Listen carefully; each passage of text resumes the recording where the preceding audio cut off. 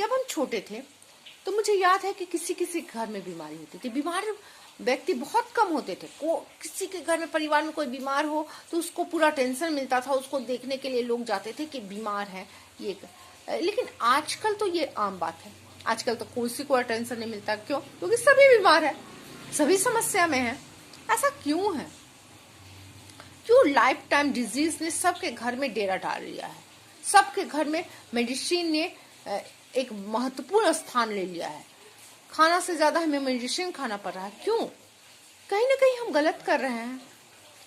Bag जी जो बनारस के थे मेरे, उन्होंने कहा था कि तुम 3 चीज सुधारो। मैंने पूछा क्या 3 चीज? तो उन्होंने कहा कि बाजार का मसाला बंद करो, घर में मसाला पीसो। घर में जो सील में हम लोग पहले मसाला पीसते थे वो हमारे लिए औषधि था।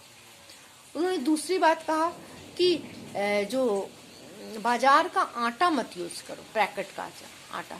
लेकिन सब जगह तो ये नहीं हो सकता है कि पैकेट का ये आटा नहीं यूज करें।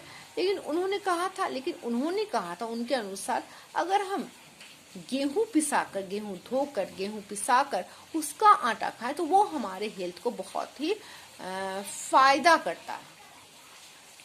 तीसरा उन्होंने कहा था कि रिफाइंड का कम से कम यूज करना चाहिए। रिफाइंड का कम से कम, उसके बदले घी और सरसों तेल का यूज करो। तो आजकल जो हम देख रहे हैं कि इतनी बीमारी है, इतना स्वास्थ्य सबका इतना गिर रहा है, तो कहीं ना कहीं हमें बैठ के इन बातों को सोचना पड़ेगा कि हम कहाँ मिस्टेक कर रहे हैं।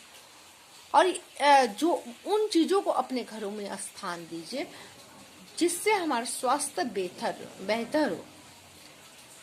तभी हम अच्छी अपनी जिंदगी को, जो भगवान ने इतनी महत्वपूर्ण जिंदगी है, इतनी खूबसूरत जिंदगी है, उसको अच्छा से जी पाएंगे।